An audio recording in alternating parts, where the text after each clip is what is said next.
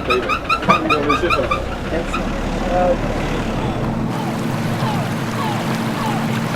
O código de ética principal que eu vejo em si no mergulho é sempre mergulhar em dupla. Isso para mim é essencial. Não existe para mim um trabalho bem feito, bem realizado, se ele não for feito em dupla.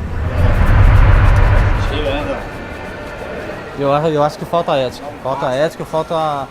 Falta caráter, entendeu? Ninguém é melhor do que ninguém. Independente se ele tá catando latinha ali na rua, catando papelão, engraxando um sapato, pintando uma casa ali, ou se ele tá lá batendo o martelo, entendeu? Pra mim, eu acho que todo mundo, toda profissão ela é digna.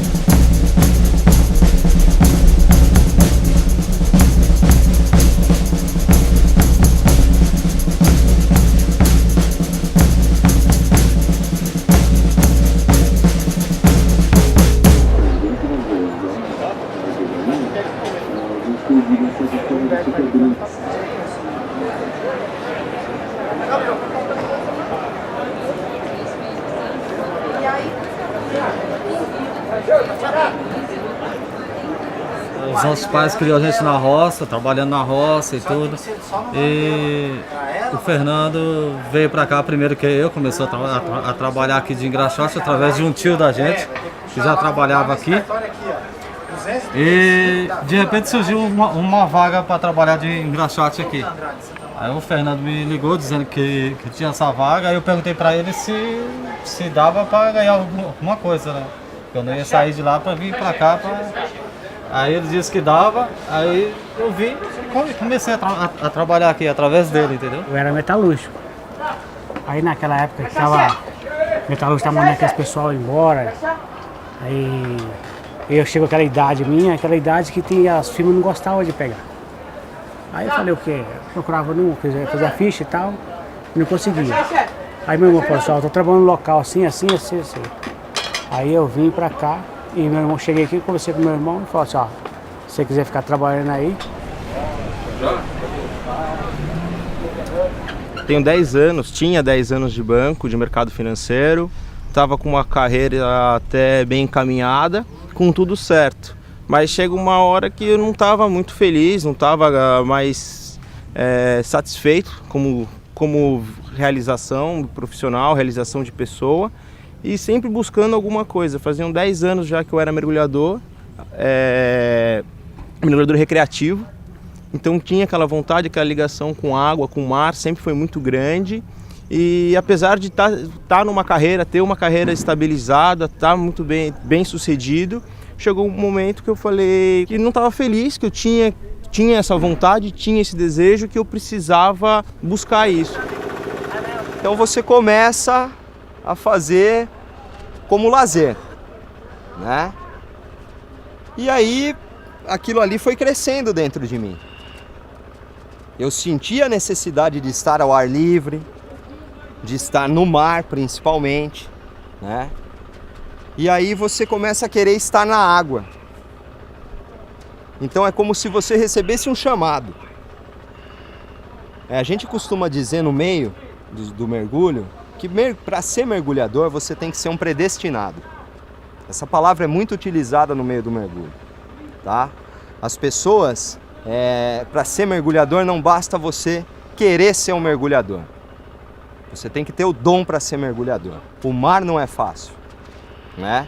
A água não é fácil, não é o nosso habitat, não é o nosso meio. Nós somos seres terrestres, tá ok?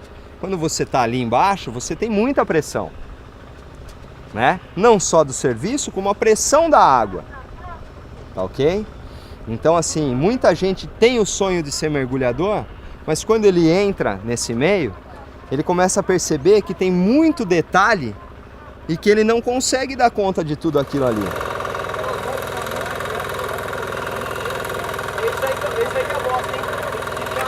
Fui ver o mar depois de 17 anos. Aí lá em Minas, lá, eu nadava em rio, só via água só em rio.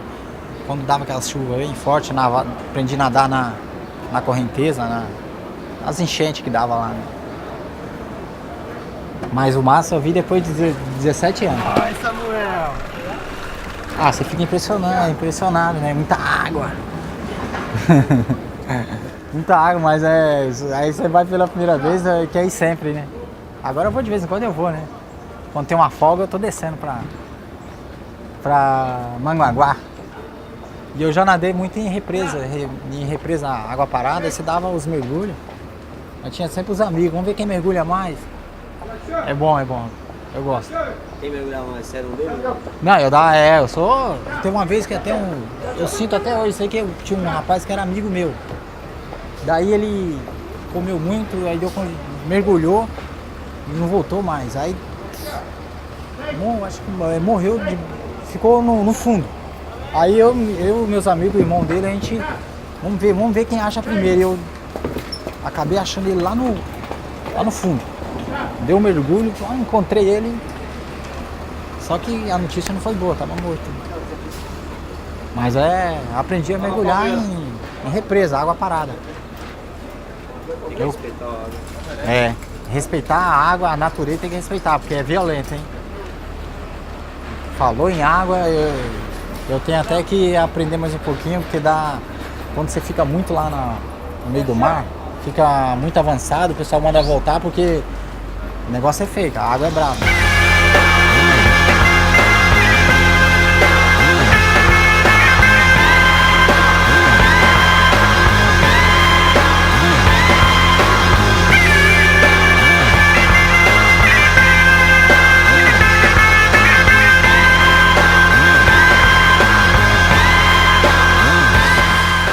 Você está num meio selvagem, um ambiente é hostil e na maioria das vezes você não tem visibilidade, né?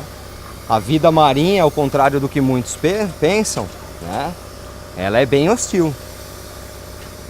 Dependendo de onde você está trabalhando e da vida marinha que existe no local, ou até mesmo da vida num rio, né? Algo assim, eles são territorialistas. E quando a gente coloca uma estrutura lá embaixo, aquilo ali automaticamente vira a casa dele. E quando você desce para fazer alguma manutenção, ele não quer você lá, né? Então ele vai fazer de tudo para que você saia dali. E aí o cara tem que ter ali a calma e a tranquilidade para não se apavorar. Porque quando o mergulhador fica apavorado é onde começa o problema dele. É a hora que bate o desespero, tá? E são aí que acontecem, nessa hora que acontecem os incidentes. O mergulho é considerado a segunda profissão mais perigosa do mundo, só perdendo para a profissão de astronauta. Se der algum problema lá, já era. Você não consegue subir 50 metros para achar ar. Fora isso, mesmo se você conseguir, você pode sofrer doença descompressiva, que é uma merda também, que às vezes até pode ser até, dependendo da cabeça da pessoa, melhor morrer.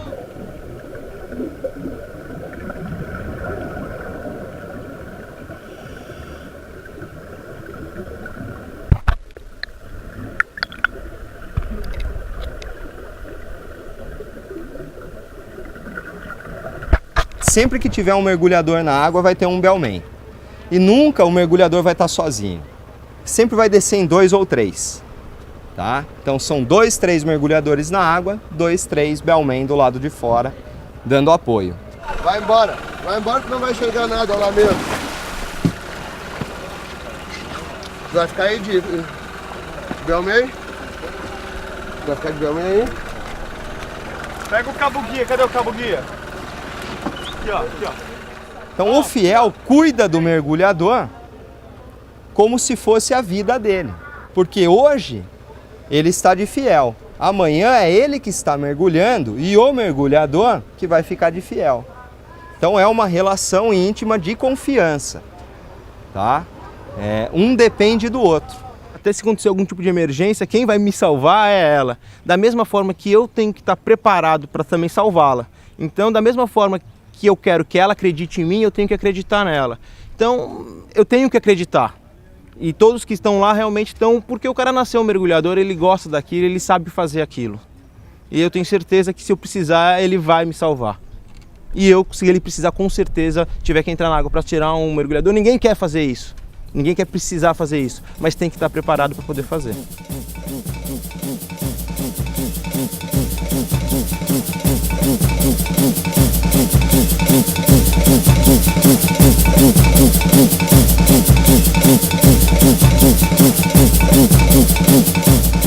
Então eu acho que a base do mergulho é o respeito, né? Todos estão ali porque amam o que fazem, né? Então tem que respeitar o outro e o espaço do outro. E é nessa parte da convivência onde os mergulhadores são mais cobrados. Então é muito comum você ver no meio as pessoas brigarem, discutirem fervorosamente e 5 minutos depois eles estão abraçados, conversando normalmente. Você entendeu?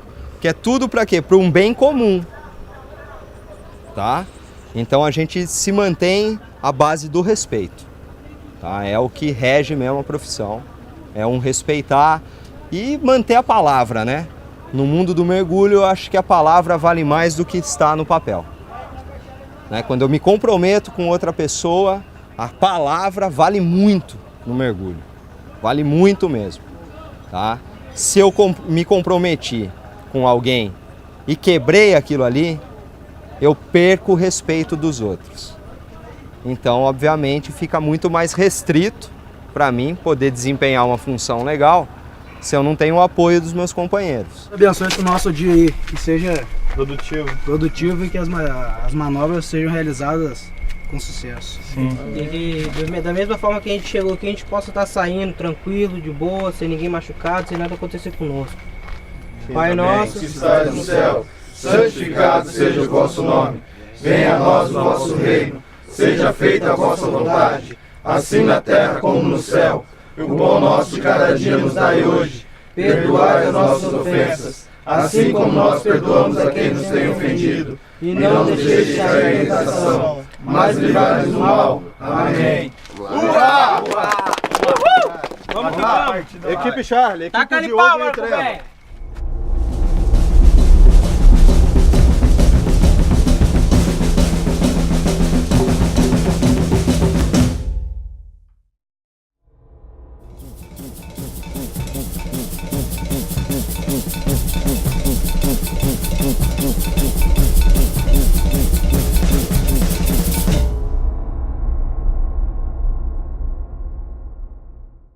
Eu acredito que ética, falando de uma maneira mais vasta, eu não sei nem te descrever exatamente o que ela é, mas o que eu entendo por ética é uma questão de respeito, sabe? De você se colocar no lugar do outro, de você tratar a pessoa como você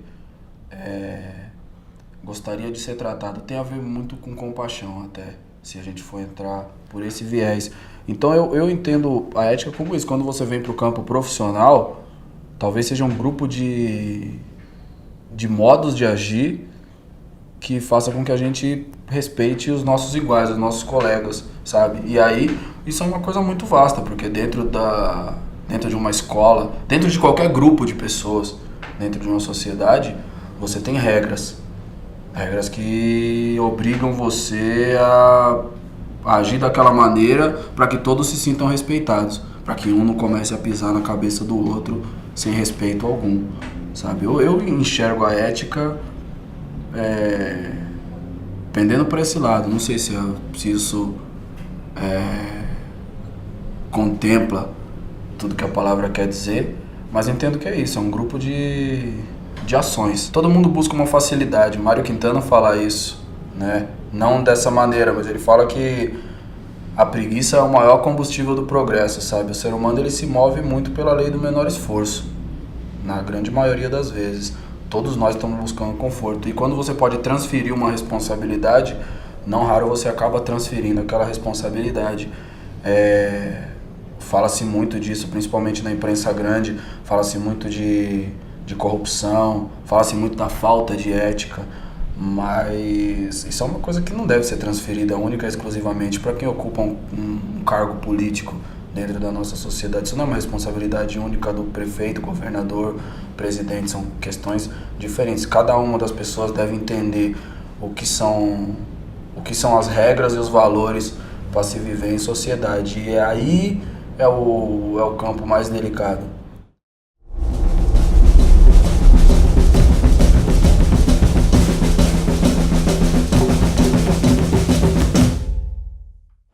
E aí, beleza?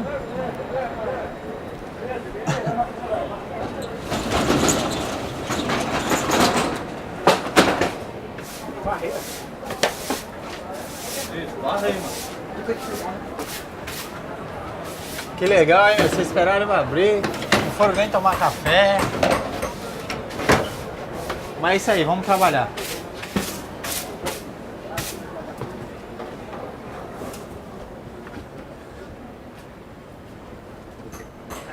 Tchau, amigão!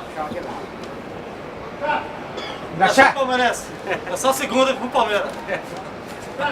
Engraxá! Sai!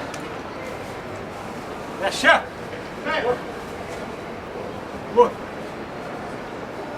Engraxá! Sai! Sai, sai! Engraxá! Sai, doutor! Esse dia eu tava trabalhando muito. Não parava sequer um minuto, entendeu?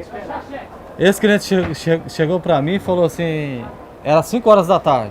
Eu trago comida de casa, né, que a minha mulher faz, eu gosto de comer a comida que a minha mulher faz.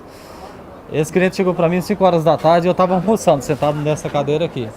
Aí o cliente falou assim pra mim assim, para de comer e engraxa o meu sapato. Aí eu olhei pra ele assim, mas gritou bem alto. Aí eu olhei pra ele assim, pensei em dar um bom dia pra ele pra não falar outra coisa, né? Uma boa tarde pra ele pra não falar uma outra coisa pra ele. Aí eu pensei comigo assim, isso pode ser até uma pegadinha, né? Daí eu desci da cadeira, deixei de comer, é claro, né? E fui engraxar o sapato dele, comecei a engraxar o sapato dele. Quando eu olho pra cima, você acredita que ele tava comendo a minha marmita? Eu levei um susto, né, meu? Isso pra mim foi um susto, né? Um cara de terno, gravata, bem vestido e tal. E eu pensei, nossa, impressionante, mas fiquei quieto, não falei nada, né? Aí eu terminei de engraxar o sapato dele, fiquei quieto esperando qual seria a reação, né, meu? Aí ele olhou pra mim e falou pra mim assim, aí eu olhei na marmita e já tinha terminado de comer. Aí ele falou assim pra mim, quanto que é? Na época era R$6 a graxa. Eu falei, R$6. Aí ele pegou, deu uma nota de 50 e falou assim, isso aqui tá certo, isso aqui é pela sua humildade. E aí, beleza? O trabalho de um engraxate, né, é a excelência, né? Porque quem vai procurar um engraxate, ele quer um trabalho bem feito, porque provavelmente ele vai estar num meio onde as pessoas, né, vamos dizer assim, deem valor para a aparência dele. Então é legal ele estar com o terno alinhado, o sapato engraxado, né? A gente olha para os pés, né? Acho que os pés não são importantes, mas ela é a base de toda a nossa sustentação, né? Se nós não temos pés, a gente não fica ereto, a gente não fica reto, né? A nossa postura fica muito ruim e, consequentemente, a gente a gente entrega para eles com grande confiança o fato deles mexerem nos nossos pés. Eu não vejo isso como uma questão inferior, pelo contrário, tá? Eles se mostram muito superiores a isso, tá? Sentando numa posição abaixo, tá? Mas colaborando para que a gente se torne grande, tá? Se eles não deixam nossa aparência boa, a nossa estima fica muito ruim, né? Então, eles colaboram para que a nossa estima fique boa, a nossa moral vai ficar muito boa também. E eles fazem isso com muita propriedade.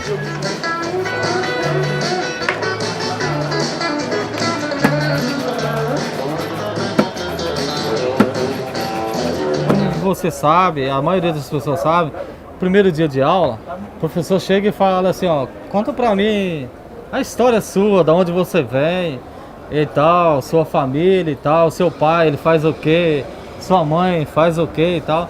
Aí minha filha, quando chegou a vez dela, né, minha filha falou assim, ó, minha mãe é professora. E aí os alunos ali acharam legal, né, que a mãe dela a mãe da minha filha é professora e tal. Mas quando chegou na minha vez, que disse que era engraxate e tal, nossa, a maioria riu, entendeu? Porque eu não sei se é porque acha que uma pessoa que trabalha de engraxate não pode pagar uma escola para o filho, ou se é preconceito mesmo, entendeu?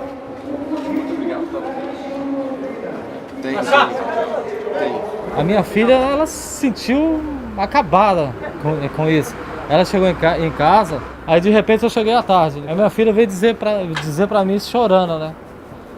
Aí, mas ela disse, pai, eu tenho orgulho de ter você como pai, você engraxando o sapato, você consegue pagar a minha escola e tal, isso é legal, entendeu?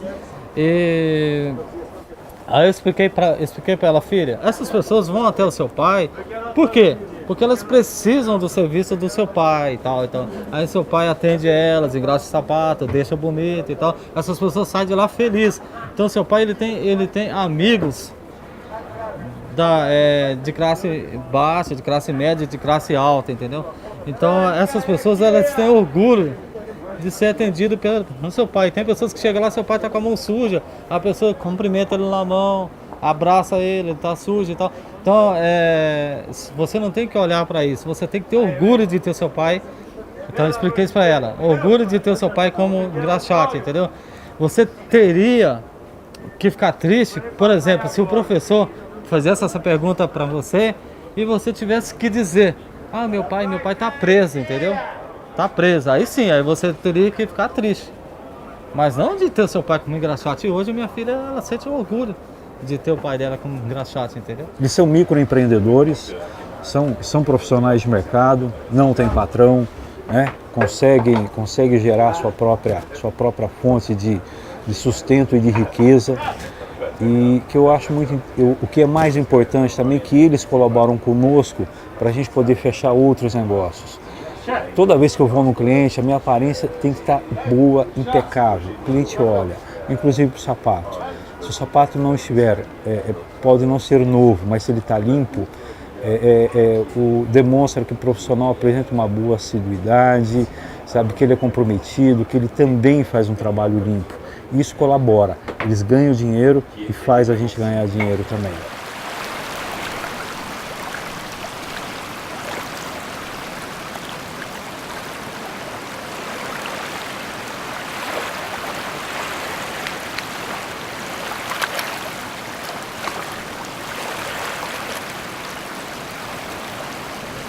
Engraxava. Eu que engraxava. Uma vez por semana, no mínimo, tinha que engraxar o sapato. No começo eu gostava muito porque ensinava pro meu pai que me ensinou a engraxar. Meu pai engraxava o sapato dele, me ensinou, então tinha aquele negócio do pai, mas depois já via mais como obrigação. Já não me dava tanto prazer em engraxar sapato, não. Se o cara falar pra mim botar terno e gravar de novo, eu mato ele. Nunca mais põe um negócio daquele na vida. Então é mais ou menos isso. Eu acho que profissões são todas dignas, desde que você esteja trabalhando corretamente, fazendo o bem para você e não prejudicando ninguém, não tem o porquê não ser digna. Terno, eu sempre fugi. Meu terno é a borracha. Se tem uma coisa que eu não quero colocar, é um terno e um sapato.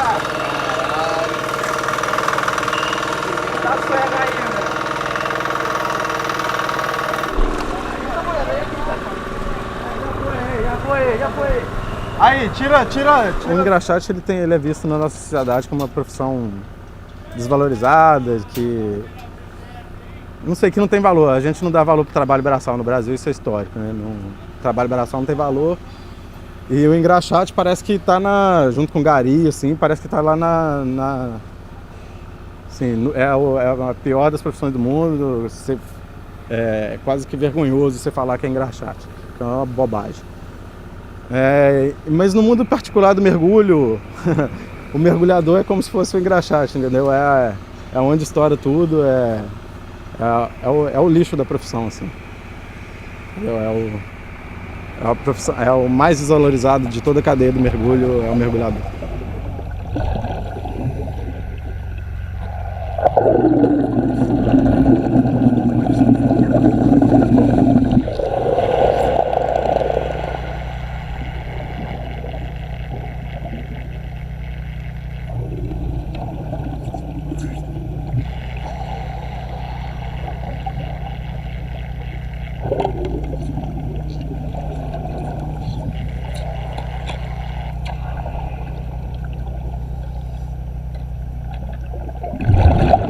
Eu não entendo assim que tem diferença de você engraxar sapato de uma pessoa de classe baixa ou de classe alta, entendeu?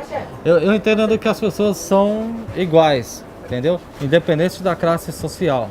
A pessoa, às vezes, é uma pessoa que trabalha ali no banco, é bancário, é uma classe que nós conhecemos como uma classe baixa, entendeu? Como nós mesmos assim e tal. Talvez um pouco melhor, mas tem aquela pessoa que é advogado, é juiz, entendeu? Mas pra mim, eles são iguais, entendeu? Porque eles vêm aqui, eles me tratam como se eu tivesse o mesmo nível deles. Isso pra mim é gratificante, entendeu? Eu gostaria que o Brasil, ele mudasse, o mundo mudasse esse tipo de coisa, de preconceito. Porque preconceito não é só você ter preconceito com trabalho e tal. Às vezes a cor, entendeu? Eu acho ridículo isso, entendeu? Eu acho que ninguém é melhor do que ninguém. Da igreja lá. Não, esse é Superlight. Superlight, que é o KMB é um